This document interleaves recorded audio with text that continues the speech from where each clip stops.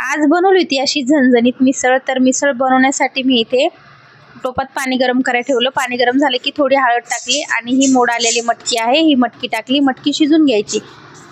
मटकी शिजून झाली की तर मसाला बनवण्यासाठी मी ना एक मोठ्या साईजचा कांदा घेतला उभा चिरून। हा कांदा भाजून घ्यायचा हलकासा लालसर। त्याचबरोबर खोबरं पण टाकायचं याच्यामध्ये आणि खोबरंही चांगलं असं लालसर भाजून घ्यायचं।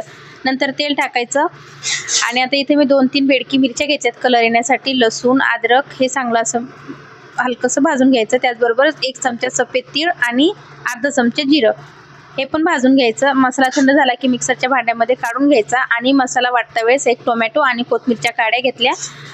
आता इथे मी कढई गरम करायला ठेवली। कढई गरम झाली की याच्यामध्ये कढीपत्ता टाकला आणि हा मसाला आहे वाटलेला, हा मसाला टाकला मी।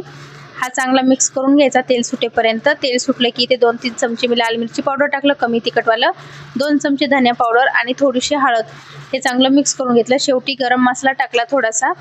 आता चांगलं मिक्स करून मी 2-3 मिनिटांसाठी झाकण ठेवलं।